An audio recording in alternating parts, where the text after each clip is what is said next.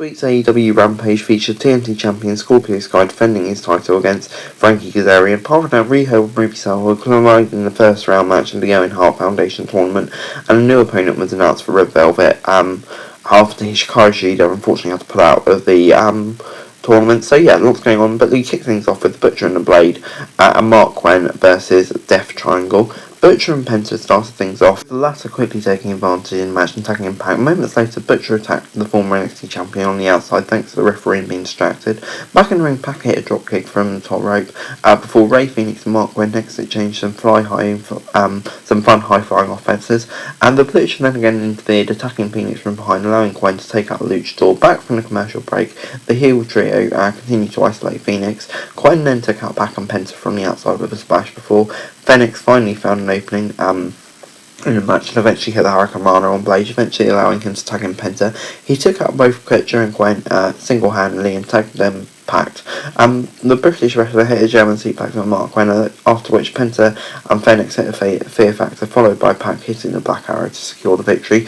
Post-match, House of Black appeared inside the ring, confronted the Death Triangle, only to disappear moments later. And yeah, gets 6 out of 10 from me. Like, fun match, obviously keeping the House of Black stuff going, but yeah, for what it was just really one to get the Death Triangle over. So yeah, gets 6 out of 10 from me. It was fine for what it was. Spears versus Bear Boulder was up next. Boulder showed off his brute power by hitting a power slam on Spears in the match's opening moments. Spears soon hit a thumb in Boulder's eyes, allowing him to pick up the C4 for the quick victory. And Jet gets 6 out of 10 from me. Really just a way to put Spears over, and Jet kind of went exactly how expected. Before backstage, Tony Nese and Mark Sterling hyped up their Double or Nothing 2022 clash against Hook and Downhouse, and with Nese saying that he was capable of defeating both the Team Taz member and his ally himself. But yeah, obviously, that seems to be so over at the moment, and yeah, I can't wait for that match. But anyway, next up was Riho versus Ruby Soho. Both performers shook hands before the match. Soho hit a shoulder tackle on Riho, followed by a boot to the midsection to gain some early advantage. The former women's champion retaliated by hitting a stomp on her opponent. Next, Soho took the move to the top rope to hit a stomp of her own, before Riho moved aside just in time. The Japanese superstar then locked in a submission manoeuvre on the former WWE star, but the latter managed to reach the ropes. Back from the break, both performers were now on the top rope from where Riho hit a diving crossbody on Soho, but the latter counted it into pinfall.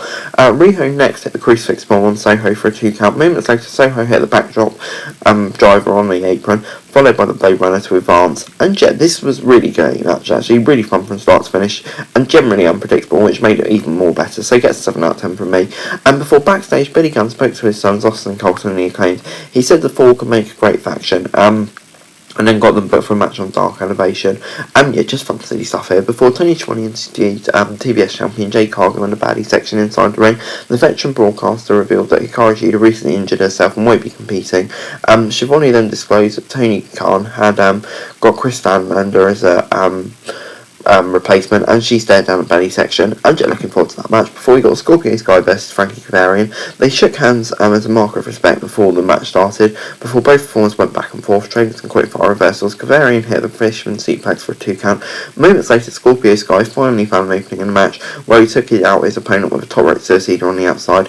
Back from the break, Cavarian hit a lariat on Sky, followed by a picture perfect leg drop for a 2 count. Next, Kazarian hit a cutter on the TNT champ for another close count. Kazarian then locked in his chicken wing. Dan Lambertson made his way out, distracting the ref, however. This allowed Ethan Page to attack Kazarian, and with the title, Sky capitalised on this unknowingly by hitting a TKO on Frankie Kazarian to retain his title.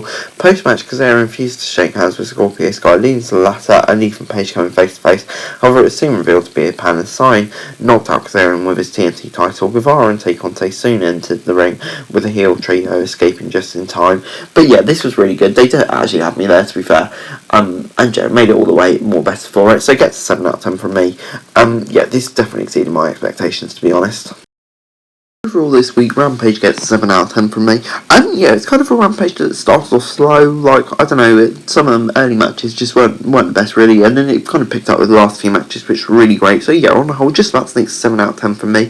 But yeah, being in the earlier time shot, you know that they're not going to get great ratings, so kind of maybe not as high profile Rampage as we normally see, to be honest. But anyway, guys, that's it for the video. Thanks very much for watching. Remember to like, share, subscribe, any thoughts, comments down in the film, so thanks for daily wrestling news, and subscribe to my channel if you're right now, it'd be greatly appreciated. Thanks very much for watching. Peace.